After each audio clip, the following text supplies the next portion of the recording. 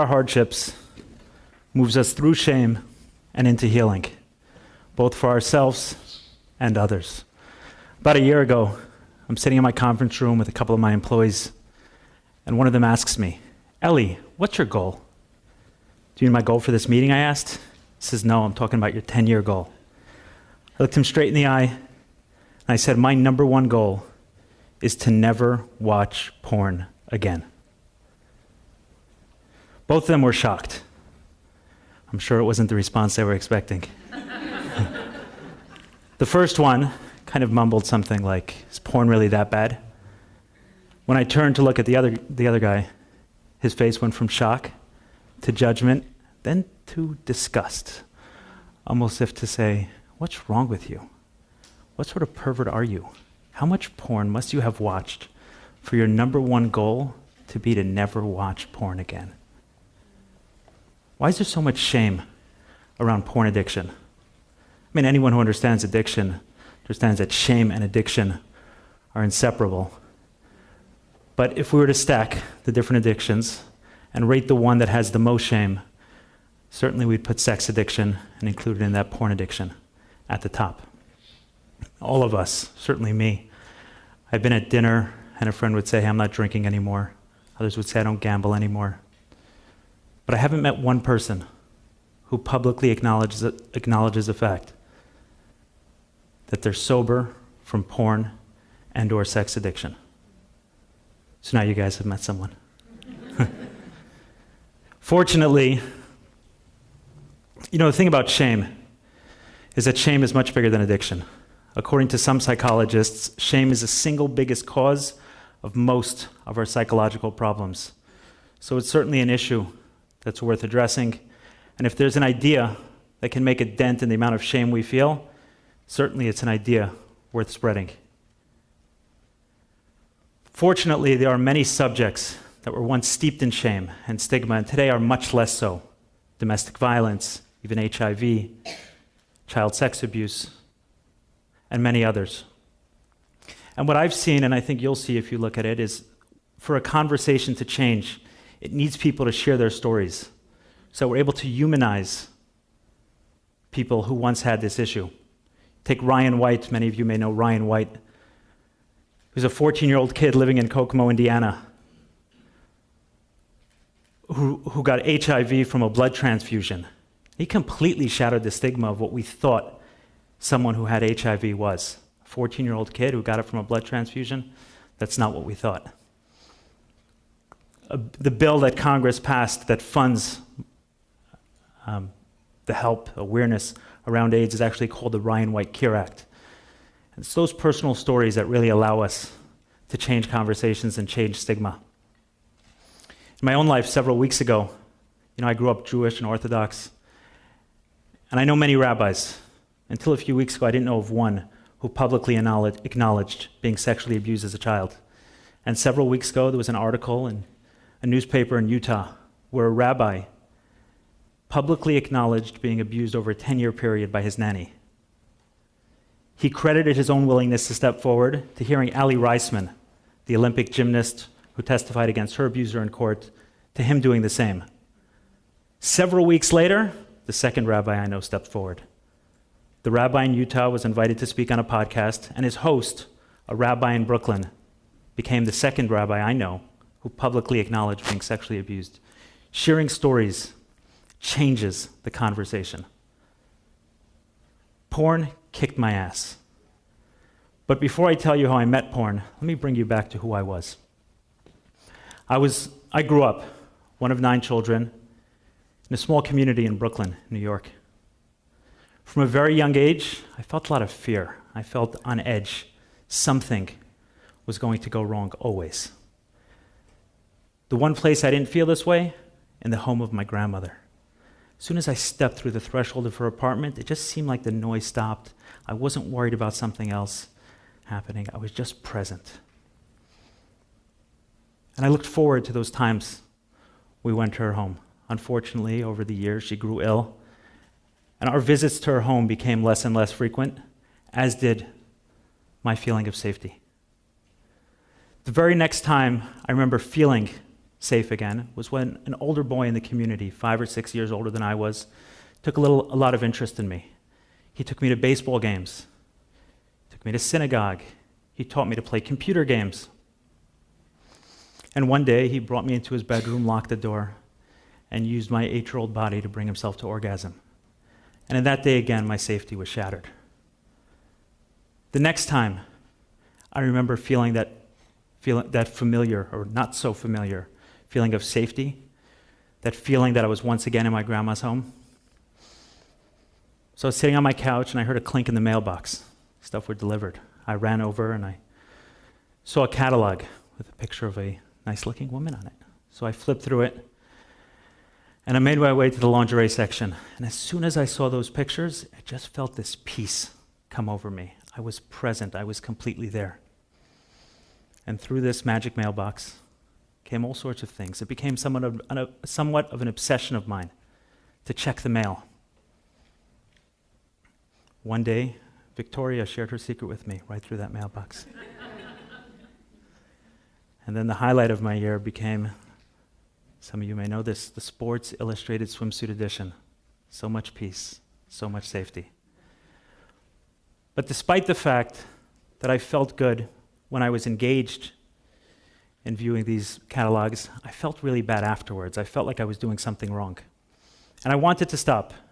And I promised myself that every year for my birthday, I promised myself, I'm done. I'm done watching porn. And every year on my birthday, I broke my promise to myself. And it's not because I wasn't committed. I really, really wanted to. As a matter of fact, when I was 22 years old, I woke up one morning with an irritated eye. It was bothering me pretty badly. So I made an appointment at the eye doctor, and I went to Mount Sinai Medical Center on Miami Beach. When I sat down in the chair and the doctor rolled over his stool and looked at my eyes through his machine, a look of concern came over his face. He said, "Ellie, you have a corneal ulcer. I've looked at your chart. You're allergic to some antibiotics. Ulcers are notoriously resistant to antibiotics. That's not a good thing. They can cause blindness. What I'm going to need from you is to come to my office every single day for the next 14 days so we can monitor how the ulcer is reacting to the antibiotics. Is treatment working?" I left his office in sheer terror. I was convinced I was losing my eyesight. And I was further convinced that the reason I was losing my eyesight was because I was misusing my eyes. I was watching way too much porn. In that moment, I made a deal. I made a commitment with the universe, with God, with karma, with whoever had this power, that if somehow, some way, this ulcer would clear up, I would never watch porn again. The second day, I returned to the doctor, no improvement. When I left his office, my commitment was that much stronger, that much more firm. I was never going to watch porn again if this ulcer would clear up. The third day, I came back to the doctor. He looked at me and he said, "I got good news." He thought he was sharing one piece of good news with me, but he was really sharing two. He shared with me that the ulcer was responding to the antibiotics and I'd be okay, although he did want to see me. He did want to continue to see me. But the second piece of good news was that I was done with porn. I had a deal. It was over. I was never watching porn again. I left his office ecstatic. I've never felt so good. My friends, I did not last 1 week away from porn. Because it's not about commitment. It's not about willpower. It's not even about consequences. I was in a place where I was too uncomfortable to even ask anyone for help, to even talk to anyone about this. You know, if someone called me today and said, "Hey, Ellie, I just went to an eye doctor and I think I'm losing my eyesight because I watch too much porn," one of the things I would do was laugh and tell him that you're not going blind because of porn. If that was the case, you'd have a lot of blind people. I mean, the statistics are pretty staggering. There's a website, fightthenewdrug.org, an organization which combats pornography. And every year they publish the year in review of porn. So what did 2018 look like? 2018 year in review. So 100 million people logged on every single day to see the nearly 5 million videos that were uploaded in 2018, 5 million videos That's one video every 60 seconds or so, which would mean that if I was to start watching the first one today, I would never have to watch the same one twice for 115 years. And that's just one website. So a lot of people are watching porn, but I wasn't comfortable talking to anyone. So much so that eventually when I got into therapy, and I spoke to my therapist about everything, my childhood sexual abuse, my relationships, or lack thereof, my goals, my wishes, my desires, my work, I didn't tell him anything about porn. I didn't tell him anything about me trying and failing for so many years with it. There was too much shame. 5 or 6 years into therapy, I began dating a girl who would one day become my wife. When I met her, she reminded me of my grandmother, and there was just a similar feeling of safety, of peace. And for the first couple months I was with her, not only did I not watch porn, I didn't even think about it. It felt like the obsession just evaporated. It was gone. About 3 or 4 months into our relationship, we got into a disagreement. I felt uncomfortable, and I did what I've been doing for years when I felt discomfort. I watched a little bit of porn. But I felt different this time. I felt so much more shame. And I knew that there were a lot more at stakes. Before it was just about me, and I had reason to stop, and I tried to stop, but this was going to jeopardize the relationship. And I certainly didn't tell her about it. And as that secret kind of grew between us and pushed us further away, I saw what I was risking. And I walked back into my therapist's office, and I told him the truth. I'd been hiding a secret, keeping a secret from him. I was watching a lot of porn, and I really wanted to stop. To my surprise, my therapist suggested I meet with someone, of all people, another porn addict. I thought I'd get some advice from him, some suggestions, but no. He said, the first thing I want you to do is meet this guy. So I went to lunch. I want to be clear, I did not think I was a porn addict at that time. I wasn't even sure that I thought porn could be an addiction. I've since learned better on both fronts. But I went to lunch with this gentleman. And when I sat down with him, I was surprised to find someone who was not only very articulate and very easy to relate to, he was also very accomplished, very professional, successfully. He ran a company with a couple hundred people. And as we spoke, he shared his story with me, and I found myself sharing more details than I've ever shared with anyone in my life. And in the process, I felt the shame shifting. And if we understand the science of shame, we understand why that was happening in that conversation. Dr. Brené Brown, the famous researcher, shame researcher, explains shame as a fear, the fear of not being worthy of connection. So when I'm sitting at lunch with someone, and of all people I'm connecting over porn addiction, the thing that has brought me the most shame, we understand why the shame would make way for healing. He introduced me to a support group of many others who were also struggling with this addiction. And I was surprised at the people I met in there, successful doctors, attorneys, people who had their lives together outside of this one area. Not all of them, but a lot of them. And I learned a lot about why I was using porn, and I began asking my questions, more like, why was I using porn? Right? What are the reasons I'm going there? Versus, like, why can't I get rid of porn? Right? The focus didn't become on porn. The focus moved from porn to my own stuff. And in a lot of ways, I felt grateful for my addiction. I began to love it, except I hated one thing. I hated that it was a porn addiction. Like, why couldn't I get another addiction? Why of all things was it this? And I kind of wondered, what are ways we can change this? I have a mentor and a teacher who says that if we see a problem, but we don't see the solution, we're the problem. But if we see a problem and we see the solution, you got yourself a calling. So I knew the solution. The solution was for everyone in the support group just to share their stories publicly, and if they did that, everyone would know what a porn addict is, and we'd be fine. But they didn't. So I said, I'll start doing it. And I began sharing in small ways, sometimes one-on-one, and like I did in the conference room with a couple employees that day. Some went better and some went worse. But I was enjoying what I was doing, and I said, one day I'm going to do this in a more significant way. About 6 months ago, the opportunity presented itself. Our company every year has an evening of storytelling. 7 or 8 employees get up, share their stories, share their message, and it really creates a strong family environment, a family culture, creates trust in there. And 6 months ago, I raised my hand and said, I would like to share my story. I would like to share. So the facilitator asked me, what's your message? What's your topic? I said, my message is the importance of asking for help when we're in trouble, and my topic is porn addiction. You should have seen his face. You think you're going to talk about porn addiction from that stage? I said, yeah, absolutely. That's my story. He said, Ellie, you're the CEO of this company. People look up to you. People respect you. You are not talking about porn addiction.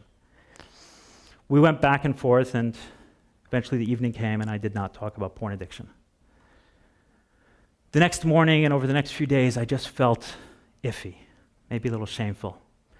And I told myself that I'm going to share this from a much bigger stage. I'm going to share it from the biggest stage I know. I'm going to share it from the TEDx stage. Not only for the audience there, or the audience here,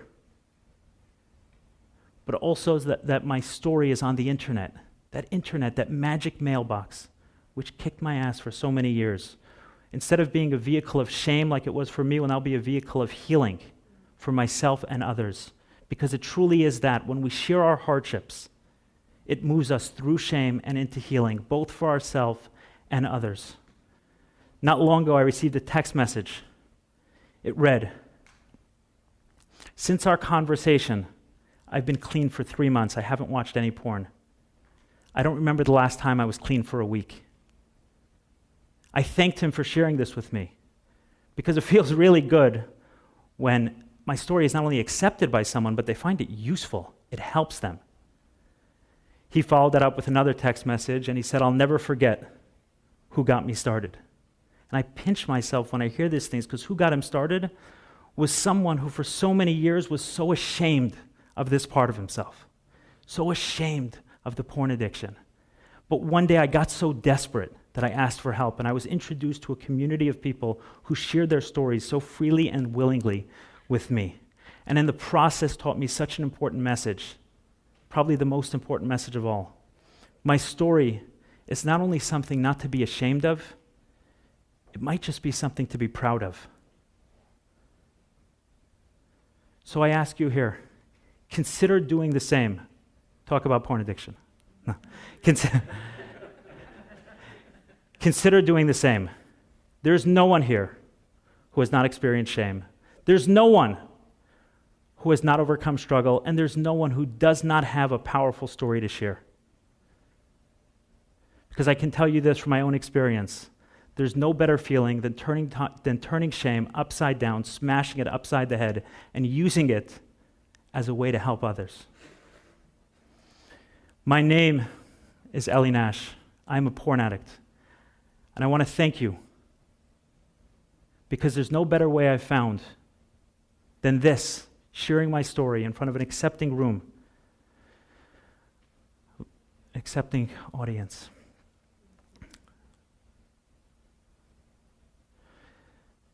To hit, or to give me the best chance of achieving my number one goal, to never watch porn again.